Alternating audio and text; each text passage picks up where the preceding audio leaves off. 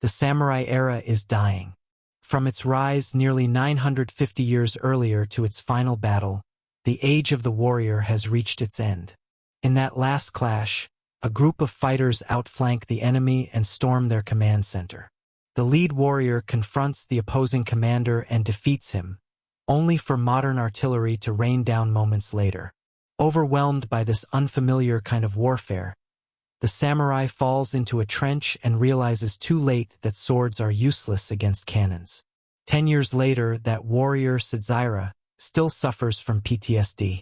Samurai have been outlawed, and an epidemic is ravaging the population. His wife and daughter fall ill. Desperate, he tries to pawn his sword, but the buyer refuses. An illegal weapon has no value. As he begs, he notices a public announcement. A deadly tournament is seeking martial arts fighters. The meeting point is a temple in Kyoto, and the reward is 100,000 yen. It's the only chance he has left to save his family. He returns home just in time to witness his daughter's death. She is cremated the same evening. With only his ailing wife and young son left, Suzira decides to join the tournament. At the Kyoto temple, 292 fighters from across the country gather. The host, Enzu the Candy, explains the rules. Participants must travel to Tokyo within a month, passing through 7 gates. Each gate requires a certain number of points, and each wooden tag equals 1 point. How the players collect tags is up to them. Losing your tag for more than 10 seconds means elimination, and elimination means death. When several contestants panic and attempt to quit, riflemen shoot them down. The game officially begins. To leave the temple, each person needs 2 points, which means taking someone else's tag. Chaos erupts immediately.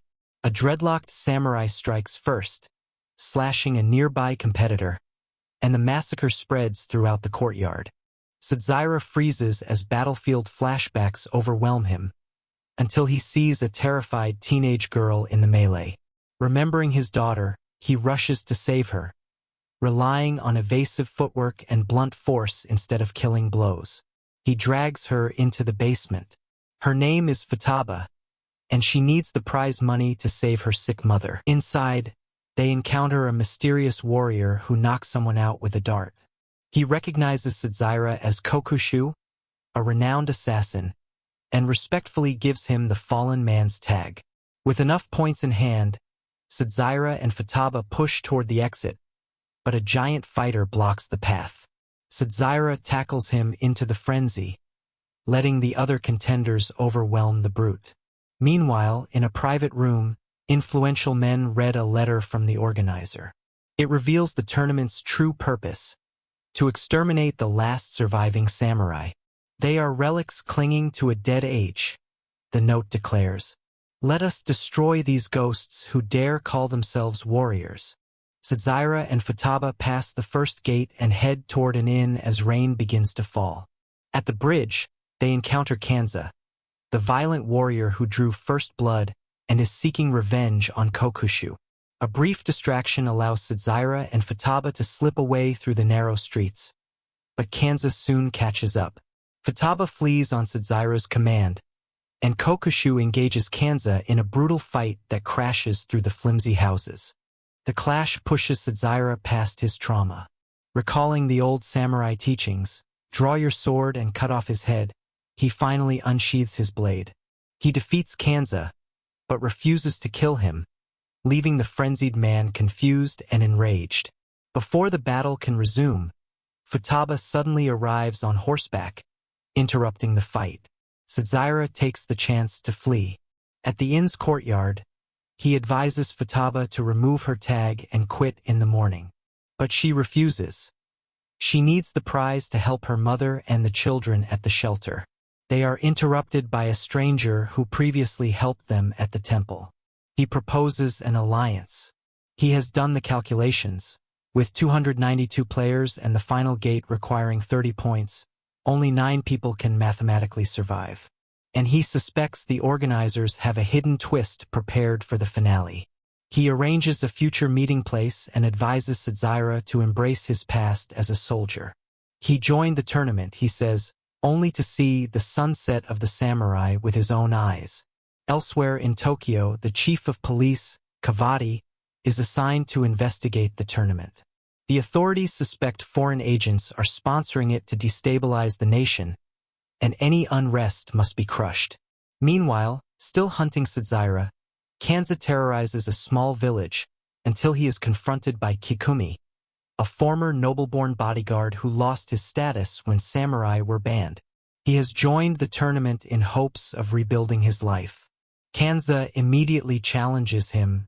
The unflappable samurai Kikumi effortlessly outmatches his opponent, demonstrating exceptional swordsmanship. When Kanza is disarmed, he pulls a hidden knife and flees. Kikumi pursues, but his sword gets lodged in a wooden door. Seizing the opportunity, Kanza grabs the blade with his bare hand and bites off Kikumi's thumb, a brutal reminder of the thumb's importance in gripping a sword. Beaten and disoriented, Kikumi is left behind as Kanza continues on, trophy in hand.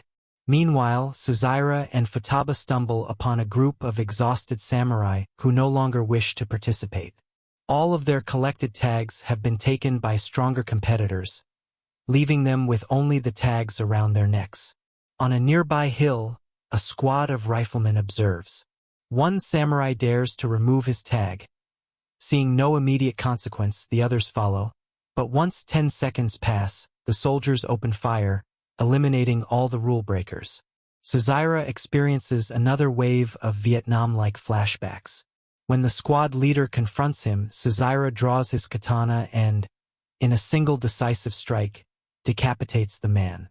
In a whirlwind of precision and fury, he dispatches the entire firing squad, proving that close-quarters combat can triumph over firearms. Futaba watches in stunned silence. Elsewhere, another security detachment led by the scarred Sakura witnesses the carnage and reports it to the organizer. By this point, 117 participants remain. The story then shifts to Suzira's past. 8 young students of the legendary Koharu school hone their swordsmanship deep in the mountains. They have lived together for 10 years, bonded like siblings. But the time comes for the teacher to pass the legacy to the next generation. Tradition demands a deadly competition. Only one student may inherit the honor. Forget that you are brothers. No one is allowed to escape, the teacher warns. One student suggests running, but all know that fleeing will invoke the wrath of Gentasai, the school's enforcer who ensures its secrets never leave the mountains. Suzira is among those students. Back in the present, observers of the tournament gather in a luxurious mansion to monitor the progress and place bets on who will survive past the second checkpoint beyond the Suzuka Pass. Some back Kanza, others Suzira, and still others the twin spearmen. On the pass, Suzira, Futaba, and the twin spearmen confront one another. Recognizing they cannot defeat Suzira fairly, the spearmen target Futaba instead. She runs into the forest, leading them into a clearing strewn with corpses. Experienced and wary, Suzira senses a trap. He is soon attacked by Iraha, an old friend, who accuses him of abandoning their classmates when he escaped Koharu. Their reunion is cut short as the spearmen return, accompanied by yet another warrior. Suddenly, arrows rain down. A hidden group of archers ambushes them, forcing the trio to flee. Suzira and Iraha shield Futaba, but the attackers corner them. Just when it seems hopeless, a highly skilled archer arrives, shooting down enemy arrows midair. He intervenes, declaring that killing children is unacceptable. Taking one tag, he introduces himself as Kukamacha and Kocha, then departs, leaving Suzira, Iraha, and Futaba to continue.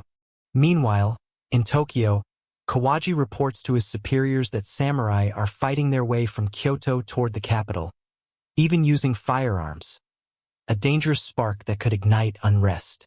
After crossing the pass, Suzira's group enters an ordinary village, where the next checkpoint is discreetly hidden in a back alley. They receive a red tag worth 3 points, increasing their total score.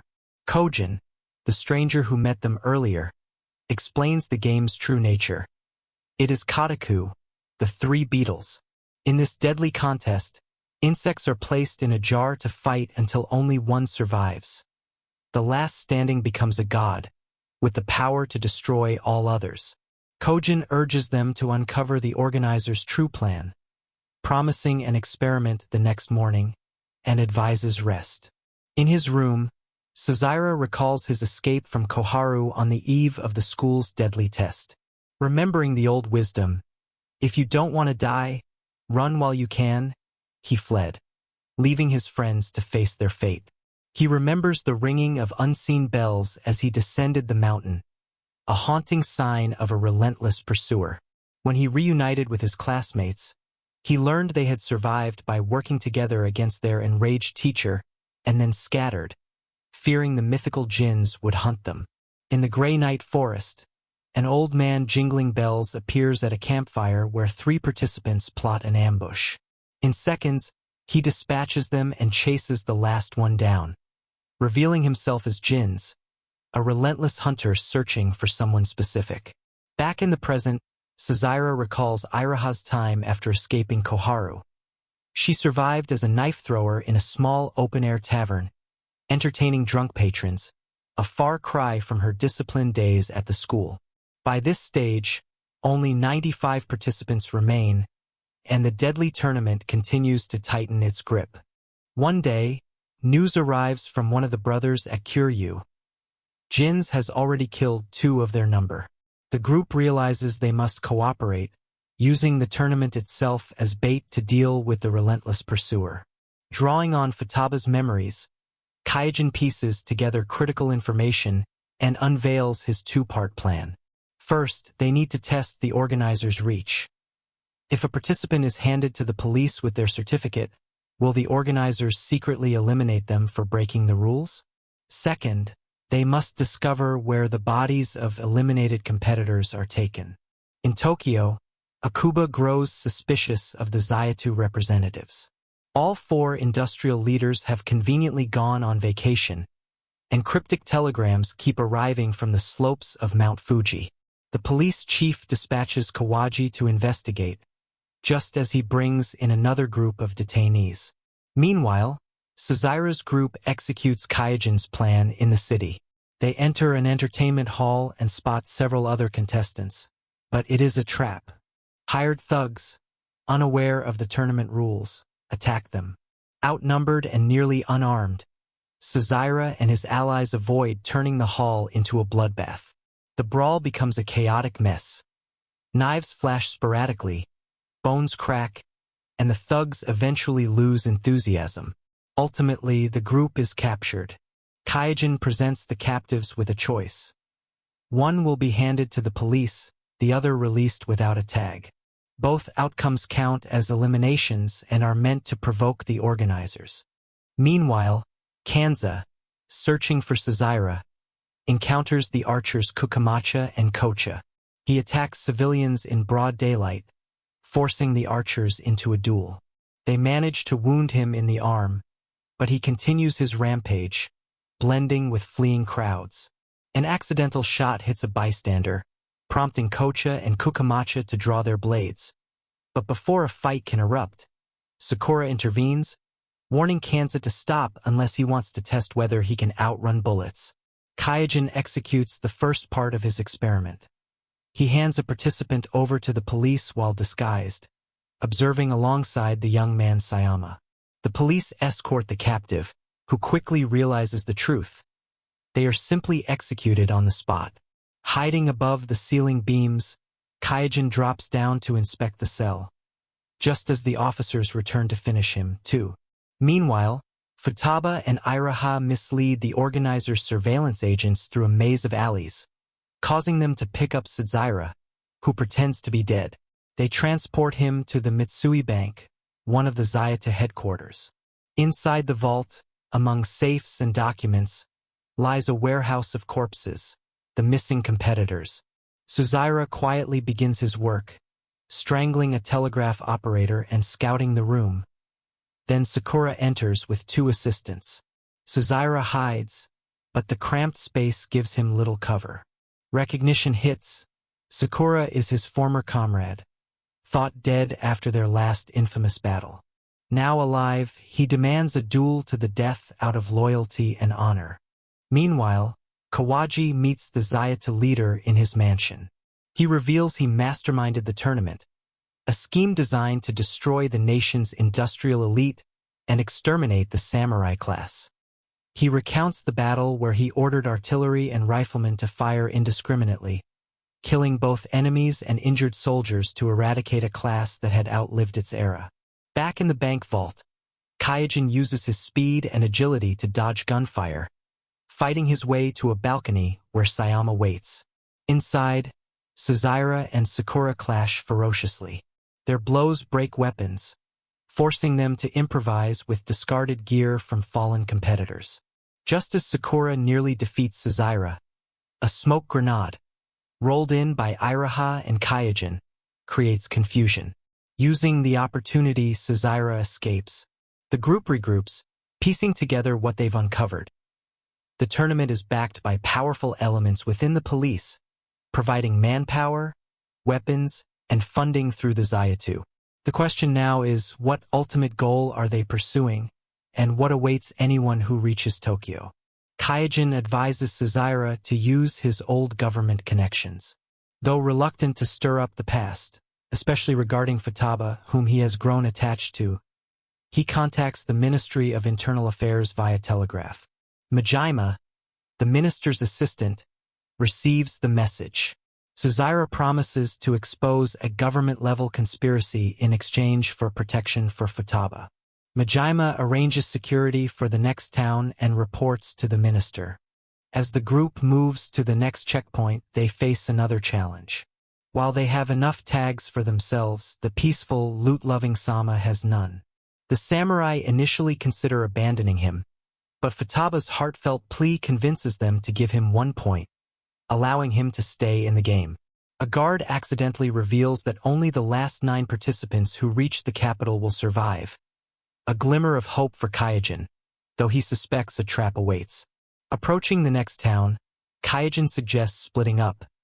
He and Sama might still be wanted after the police incident, while Suzira and the girls head to a village hosting a lively festival. More tournament participants arrive. The psychopathic Kanza, still killing indiscriminately, and the old executioner Jensai, hunting the traitors of the Koharu school, former students of Suzira's style. Finally, Suzira and Iraha move together like adopted siblings, quietly finding strength in each other. Meanwhile, Secretary Kuba, having cracked the telegraph cipher, uncovers indisputable proof of Kawaji's role in the conspiracy. Rushing to alert his exhausted superior, Kuba is intercepted by Enji, his former lover and now an officer of the state police. On her orders, the forger silently strangles the secretary, keeping the minister's secret safe. Only 63 participants remain in the tournament. Arriving at the festival, Suzira lets Futaba join the celebration, watching her with the same pride a parent feels sending their child to play. Observing them, Roa reflects bitterly on her own fate, wishing she had died back at the school. As she prays, she spots a gray-haired man in the crowd, the bells on his clothing jingling softly. Jensai, the legendary killer. With a single glance toward Suzira, she draws him away, leading him on a relentless chase through the temple complex. Even a random bystander is not spared from Jensai's blade. The pursuit ends in a forest clearing near an old well. Cornered, Roa faces death, but the Spear brothers intervene, clashing with Jensai in a dazzling display of skill and steel. Together, they try to overpower him, but decades of killing have honed the old man into an unstoppable force. Adasha covers the retreat while the others fall back, and the desperate student resorts to clever trickery, managing to wound Jensai before executing a flurry of frantic strikes and fleeing. Meanwhile, Suzira confronts Kanza in the festival square. The berserk fighter demands a death match and seizes Futaba, threatening her life. Suzira pursues, rescues her, and manages to wound Kanza. But the battle-crazed man, like an unstoppable black knight, presses on relentlessly. Their struggle tumbles into a riverside storage pavilion, coinciding with fireworks storage. Sparks from their clashing blades ignite the powder, setting the pavilion ablaze. Fireworks explode around them, turning the night sky into a chaotic swirl of light and color. Finally, both combatants, soaked and smoldering, plunge into the river, emerging for the ultimate duel. They strike, parry, and wait for the perfect moment. Blood erupts from Kanza in a fountain. Mortally wounded, he collapses, a peaceful smile crossing his face as he admits he dies content. The next day, Kawadoshi, having received the telegram, returns to the capital. The minister rides out to meet him, but the carriage screeches to a halt. Standing outside is Sakura, face streaked with blood, delivering a message. A sword to deliver.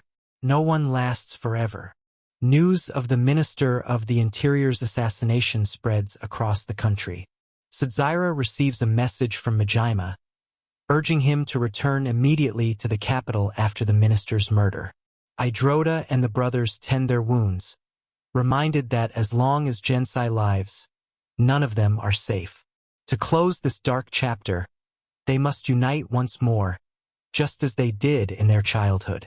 Meanwhile, the old man returns to Kaijin, irritated at failing to finish off the younger fighters despite having been given clear hints about their whereabouts. Really? You couldn't kill them? I even told you where they were. He sneers in the shadows. The Zabatu industrialists celebrate. Their policeman has efficiently cleared all obstacles. Ahead lies the grand finale, a spectacular, bloody massacre of the surviving samurai. The chaos finally settles. The last of the samurai stand among the ruins of the festival, bloodied and exhausted, but alive. Suzira, Futaba, and Iraha have survived the tournament, yet the scars of battle and betrayal weigh heavily on them. The organizers have been exposed, the conspiracies uncovered, but the shadows of danger still linger. For now, the survivors catch their breath. The world moves on, yet the memory of the deadly tournament will never fade. This is only the end of Season 1. The story of the last surviving samurai is far from over. Let's wait and see what challenges await in Season 2. If you enjoyed the story, don't forget to like, subscribe, and hit the notification bell to stay updated on the next chapter.